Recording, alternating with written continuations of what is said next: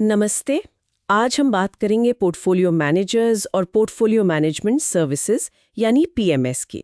India में ये काफ़ी पॉपुलर इन्वेस्टमेंट ऑप्शन बन रहा है, खासकर एचएनआई सेगमेंट में। हाँ बिल्कुल। और ये टॉपिक एनआईएसएम सीरीज एक्से जैसे एग्जाम्स की तैयारी करने वाले स्टूडेंट्स के लिए तो बहुत ही इंपॉर्टेंट है। एग्जैक्टली। तो चलिए इस सोर्स मटेरियल को थोड़ा डिटेल में देखते हैं, समझेंगे कि ये पोर्टफोलियो मैनेजर्स कौन है, क्या करते हैं, इनके रजिस्ट्रेशन का क्या प्रोसेस है और उनकी जिम्मेदारियां क्या हैं, कॉस्ट्स कैसे लगती हैं और सेबी के क्या नियम हैं इसको लेकर। बिल्कुल। शुरू करते हैं बिल्कुल बेसिक से। ये पोर्टफोलियो मैनेजर आखिर होता कौन है? देखिए, सिंपल शब्दों में ये एक बॉडी कॉर्पोरेट होती है, मतलब एक कंपनी।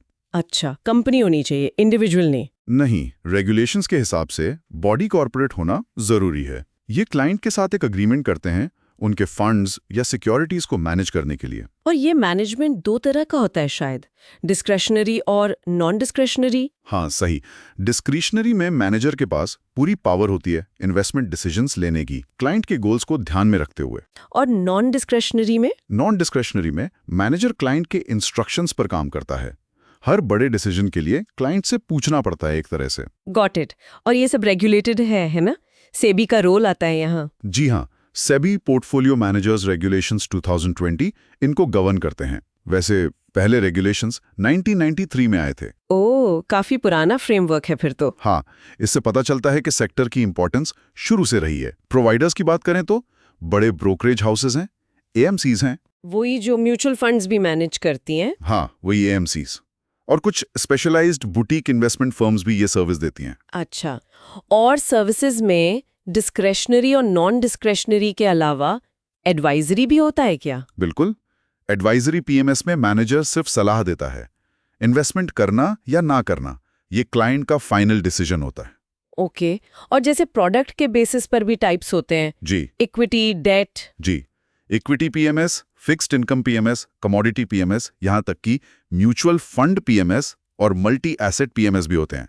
क्लाइंट की रिस्क प्रोफाइल और नीड्स के हिसाब से चूज किया जाता है। समझ गई। अब थोड़ा रजिस्ट्रेशन प्रोसेस पर आते हैं। आपने कहा बॉडी कॉर्पोरेट होना जरूरी है, और क्या रिक्वायरमेंट्स है सेबी की तरफ से? हाँ, तो सेबी से सर्टिफिकेट ऑफ रजिस्ट्रेशन लेना कंपलसरी है।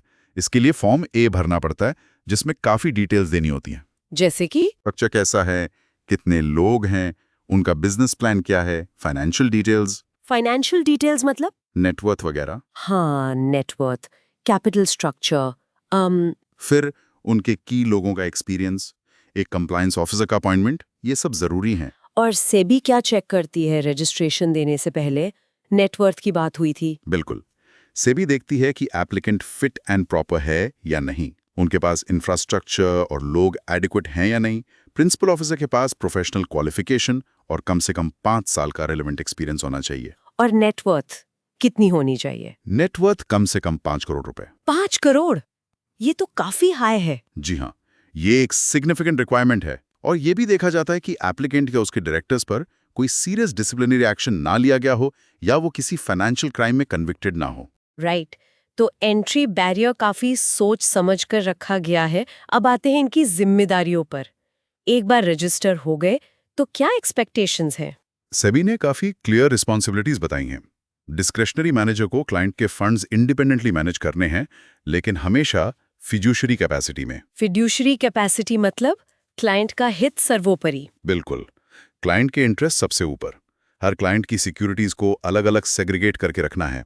मिनिमम इन्वेस्टमेंट अमाउंट 50 लाख रुपए से कम एक्सेप्ट नहीं कर सकते। 50 लाख? ओके। ये एचएनआई फोकस को रीइंफोर्स करता है। सही। और क्लाइंट के फंड्स एक अलग बैंक अकाउंट में, वो भी शेड्यूल्ड कमर्शियल बैंक में रखने होते हैं। कुछ इन्वेस्टमेंट रिस्ट्रिक्शंस भी हैं। अच्छा, जैसे? जैसे रिलेटेड पार्टीज की सिक्योरिटीज में 30% से ज्यादा इन्वेस्ट नहीं कर सकते, वो भी क्लाइंट की रिटन परमिशन के बाद। और इन्वेस्टमेंट ग्रेड से नीचे की सिक्योरिटीज में, मतलब जंक बॉन्ड्स में इन्वेस्ट करना अलाउड नहीं है। ओके, ये सेफ्टी के लिए है। और क्लाइंट के पैसे उधार लेना या देना? वो बिल्कुल मना है। और क्लाइंट की कंप्लेंट्स को अच्छे से और टाइम पर हैंडल करना भी उनकी जिम्मेदारी है। काफी सारी रिस्पॉन्सिबिलिटीज है। चलिए अब कॉस्ट की बात करते हैं। अगर कोई इन्वेस्ट करता है पीएमएस में तो खर्चा कितना आता है, फीस वगैरह? जनरली 2-3 तरह के फी मॉडल्स होते हैं। एक तो है फिक्स्ड फी, इन्वेस्टमेंट अमाउंट का परसेंटेज। हाँ, जैसे 1% या 2% पर एनम। इसके ऊपर ब्रोकरेज, कस्टोडियन चार्जेस वगैरह एक्चुअल बेसिस पर लग सकते हैं। और दूसरा? वो परफॉर्मेंस बेस्ड। जी, परफॉर्मेंस लिंक्ड फी या प्रॉफिट शेयरिंग। ये मैनेजर को अच्छा परफॉर्म करने के लिए इंसेंटिवाइज करता है। अगर पोर्टफोलियो अच्छा रिटर्न देता है तो मैनेजर को उसका एक हिस्सा मिलता है। इसमें वो हाई वाटर मार्क का कॉन्सेप्ट आता है ना, वो थोड़ा समझाएंगे? हाँ, हाई वाटर मार्क एक इम्पॉर्टेंट कॉन्सेप्ट है। इसका मतलब है कि परफॉर्मेंस फी सिर्फ तभी चार्ज की जाएगी जब पोर्टफोलियो की वैल्यू अपनी पिछली हाईएस्ट पीक को क्रॉस करेगी, जहां तक फी पहले चार्ज हो चुकी है। एग्जाम्पल दे सकते हैं? जरूर। मान लीजिए आपने 50 लाख रुपए इन्वेस्ट किया, वो 60 लाख हो गया, तो 10 लाख के प्रॉफिट पर परफॉर्मेंस फी लगेगी। अब अगर अगले साल वैल्यू गिरकर 55 लाख हो गई तो कोई फी नहीं। फी तभी लगेगी जब वैल्यू वापस 60 लाख के ऊपर जाएगी। अच्छा, ताकि मैनेजर सिर्फ ऊपर जाने पर ही रिवॉर्ड हो, नीचे जाने पर नहीं। एग्जैक्टली। और एक और कॉन्सेप्ट है हर्डल रेट। हर्डल रेट, ये क्या है? ये एक मिनिमम रिटर्न रेट है। जैसे मान लीजिए 8%। परफॉर्मेंस फी सिर्फ इस रेट के ऊपर जो रिटर्न जनरेट होगा उस पर लगेगी। अगर रिटर्न 8% से कम है तो कोई परफॉर्मेंस फी नहीं। इंटरेस्टिंग। ये सब इन्वेस्टर के लिए जानना जरूरी है। अब ये डायरेक्ट एक्सेस फैसिलिटी क्या है? ये कुछ नया लग रहा है। हाँ, ये म्यूचुअल फंड्स के डायरेक्ट प्लान्स की तरह है। अब सेबी ने अलाउ किया है कि इन्वेस्टर बिना किसी डिस्ट्रीब्यूटर या एजेंट के सीधा पीएमएस प्रोवाइडर के पास जाके इन्वेस्ट कर सकता है। इसका फायदा? कमीशन नहीं लगेगा।